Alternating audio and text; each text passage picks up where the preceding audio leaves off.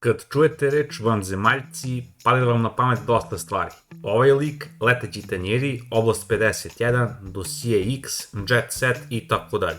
Međutim, da li vam je nekada palo na pamet da li vanzemaljci mogu da sastave vladu u Srbiji u skladu sa zakonima i propisima? Sad će vidimo. O ovoj temi već imam jedan malo detaljniji snimak, pa ako hoćete možete da ga razmotrite, a ako nećete svakako ćete dobiti prepričano izdanje. Ustav koji u Srbiji važi u trenutku objave snimka je Mitrovdanski ustav iz 2006. Od člana 122 kreće priča o vladi i vi tu možete vidjeti ko je sve čini i šta ona radi. Član 126 određuje ko može da bude član vlade i ovde je navedena jedna negativna definicija, odnosno piše šta član vlade ne može biti, a ne šta može. Kad bih ovo skratio i preveo na narodni jezik, član vlade ne može biti poslanik u bilo kojoj skupštini u Srbiji koji ima neku izvršnu moć, niti član nekog izvršnog organa. Predsjednik vlade ima još jedno dodatno ograničenje pored prethodno navedenih. Član 127 Ustava kaže da njega imenuje predsjednik Republike nakon što sasluša sve odabrane liste, a zakon o predsjedniku države, konkretno član 18, kaže da on mora da predloži nekog ko može da obezbedi izbor vlade. To znači da mandatar prvo mora da ubedi bar 126 poslanika da dođu na svoj posao i da glasaju i da od tog broja bar jedan više od 50% mora da glasa za izbor te vlade. Dobro sad to, nego gde ovde upadaju vanzemaljci?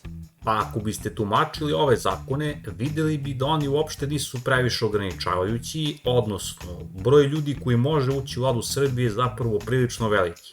Šta mislim pod ovim? Ako bi, na primjer, pogledali uslove za predsjednika SAD-a, koji u njihovom sistemu istovremeno vodi i njihovu vladu, odnosno svoj kabinet, vidjet ćete da kandidat za predsjednika mora zadovoljiti sledeće uslove. Rođen kao državljanin SAD-a, ima bar 35 godina i bar 14 godina ima prebivalište u SAD-u. Ako bi pogledali Ustav Filipina, videli bi da uz razliku u godinama slični uslovi važi za taj položaj, s tim što je eksplicitno navedeno da se od predsjedničkog kandidata očekuje i da može da čita i piše.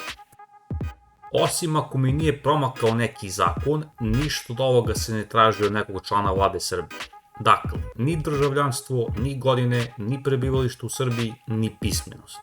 Pored toga, ne piše ni da mandatar ni članovi vlade trebaju biti ljudska bića, što otvara vrata tome da neki vanzemaljac sleti u predsjedništvo i zahteva od predsjednika države da mu da mandat da sastavi vladu.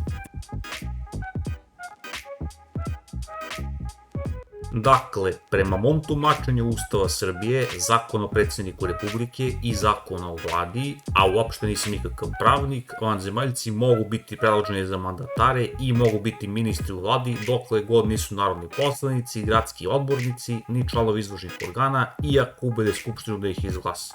Ali, ako sve ovo uzmemo u obzir, ima li ipak neke prepreke tome da vanzemaljci naprave vladu u Srbiji? Pa ima donekle. Član 128 Ustava Srbije kaže da mandat vlade počinje nakon što njeni članovi polože zakletvu pred Narodnu skupštinu. Sadržaj zakletve možete naći u zakonu o vladi, koji je propisan članom 135 Ustava Srbije i ona prema članu 16 zakona o vladi glasi ovako. Zakletvu ne morate učiti napamet, tokom njenog polaganja je ili ponavljate u delovima posle predsjednika skupštine ili je jednostavno pročitate. Tu sad vanzemaljci mogu imati problema. Dok zakoni Srbije ne propisuju ni pismenost ni poznavanje srpskog jezika za članove vlade, oni ipak moraju da izgovore zakletvu jer bez nje vlada ne može započeti svoj mandat. Mada, ovo ne mora biti presudno za vanzemaljsku vladu jer su oni možda izmislili uređaj koji prevodi vanzemaljski na srpski ili možda neko iz Srbije može provaliti njihovo pismo pa onda možda im fonetski napiše ono što oni trebaju da izgovore. Dodatna zanimljivost je ta što nigde nije napisano ni koliko godina neki član vlade može imati, pa ministri i predsjednici vlade mogu biti i maloletni vanzemaljci.